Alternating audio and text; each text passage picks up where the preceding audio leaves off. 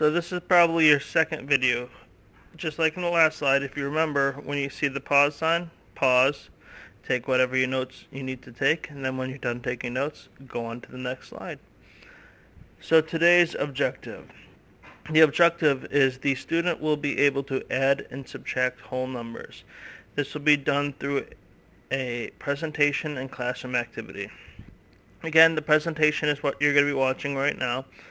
So when we're done with the presentation, tomorrow in class we're going to do check for understanding again.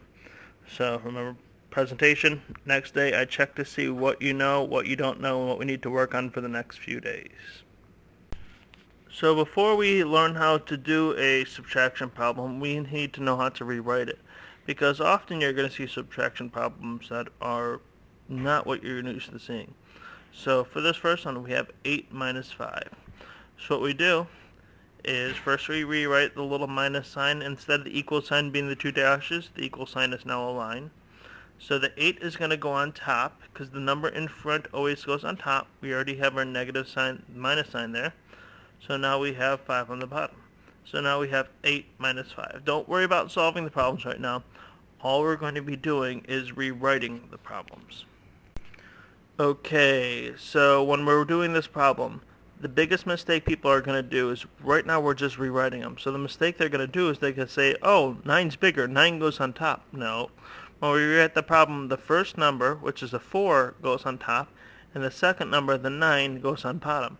This is really important because if you flip it over, you get two different answers. This isn't like addition, where it's the same both ways. If you solve this problem as it was now, your answer would be negative 5. If you flip it over and you have 9 minus 4, your answer is going to be positive 5.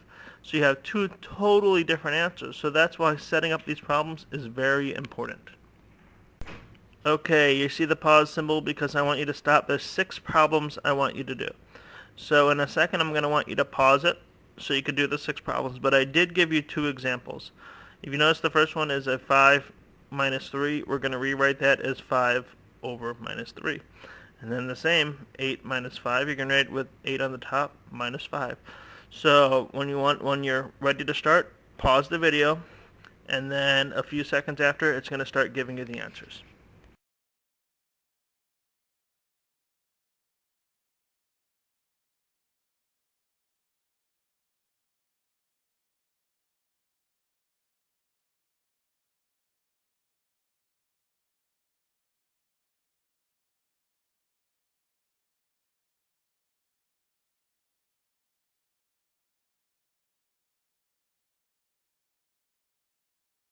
Okay, as I said earlier, subtraction is the opposite of addition.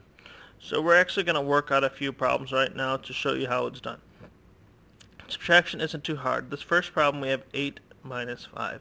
So what we're going to do is I'm going to take 8 cubes, blocks, squares, whatever you want to call it. I could put 8 of them up there. Then I'm going to start taking away 5 of them because that's what it says. 8 minus 5. So 8 take away 5. So if you notice, there's going to be an X that goes through it, and then it's going to disappear. So we're going to have 8, 1, 2, 3, 4, 5. We take away 5. Our answer is going to be 3. Okay, we're going to build off that concept we just learned. So we already know 8 minus 5 equals 3. So what we're going to do then is we're just going to put that 3 below the 8 minus 5. Next, now it says 28 minus 15. So now we have that 2 and the 1. So 2 minus 1 equals 1. So the answer to 28 minus 15 is 13. Okay, the last problem we did was a problem that did not have what's called borrowing. This problem we're going to have to borrow. So we have 42 minus 27. So what we do then is we take just the 7 and the 2, just like we did with the 8 and the 5. We're going to take the 7 and the 2. So I'm going to go take the top number, the 2. I'm going to put 2 blocks in there. So now we have to take away 7, but wait, we took away 1, 2. There's nothing more to take away, but we're supposed to take away 7. That's going to give you a negative answer. That's why I said rewriting those problems is important, because it gives you 2 different answers. But if we were to solve this one, it would be negative 5. But remember, it's actually 42 minus 27. So what we can do is call it, again, borrowing. That 4 by the 42, that actually means there's 4 sets of 10. So what we can do is we can borrow one of those sets of 10. So what we'll do is we'll turn the 4 into a 3, and now we have 2, we're going to turn into a 12. Because if I put 12 blocks going down, we can actually take away 7 of them, and our answer is going to be 5.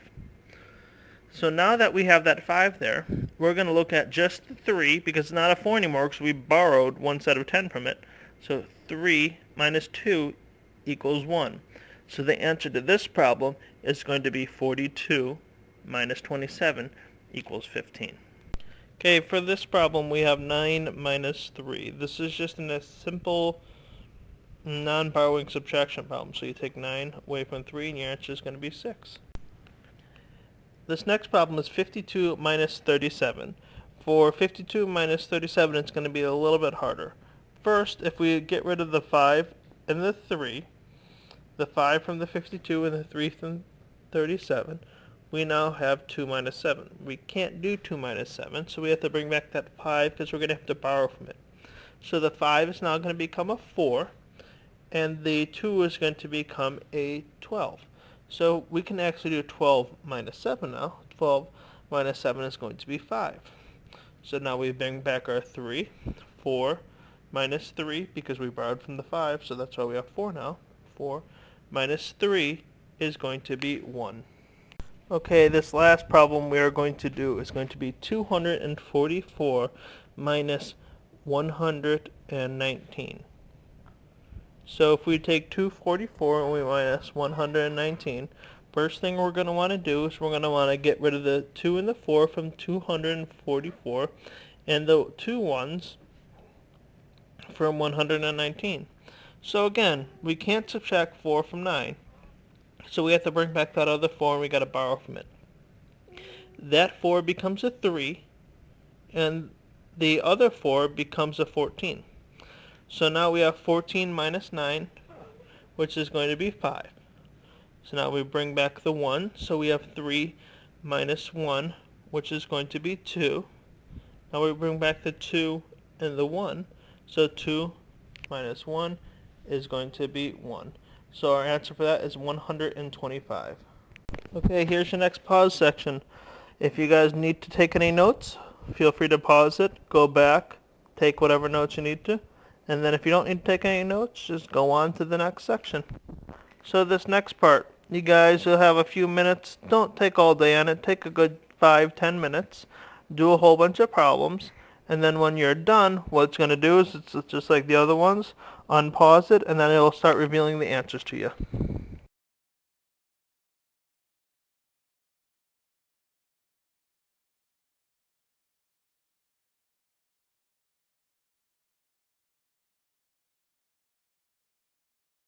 Okay, to recap, you should now know how to do simple subtraction without borrowing. Then you should know how to subtract with borrowing. Those are the two big things we went over today, guys. It shouldn't be too hard. I understand borrowing can be kind of complicated. If you got some of those questions wrong from the review, make sure you go back and try them again and find out why you got them wrong. Go back, look through the review the slides to see where you guys messed up.